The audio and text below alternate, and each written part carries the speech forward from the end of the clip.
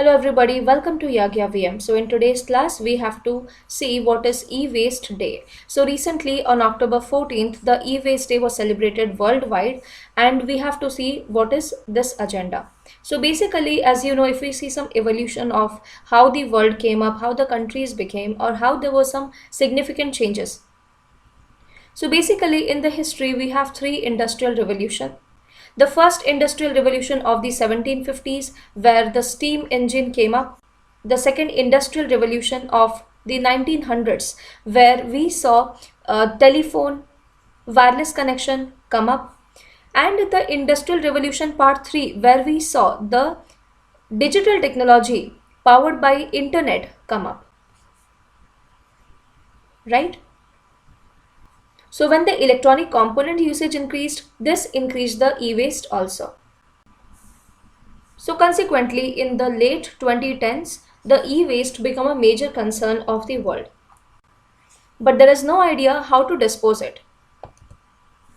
So every year, October 14th is celebrated as the International E-Waste Day, and this observation started since 2018. So that means was it not a concern before 2018? So as we know, this electronic industry has actually started in the late 1950s, and nothing was there before that.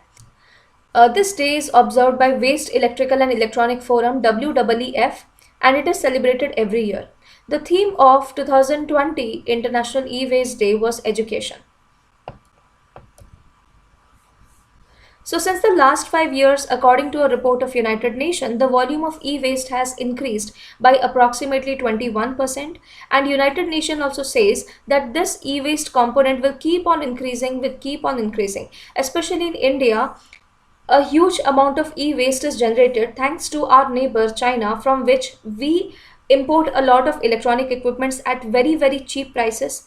And if we consider the South Asian area and the Southeast Asian area, okay, if we consider the Asian part broadly, then two major contributors to the e-waste are China and India.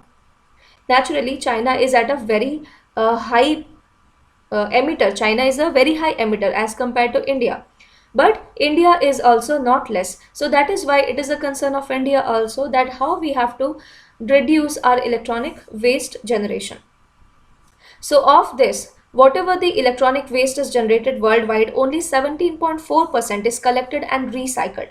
Do you know, if we actually recycle and we actually inspect the e-waste, we can also get some amount of economic value. We can also get the economic value amounting to somewhat $50 billion. Did you know that? So because in the electronic waste, we also have very precious metals, right? Very precious metals also are there. Like for example, sometimes gold are used in some electronic equipments, sometimes copper is used. So even if we try to like mine all these things, even if in the recycling and while treatment, we can also get some economic value, but all these things are not being done.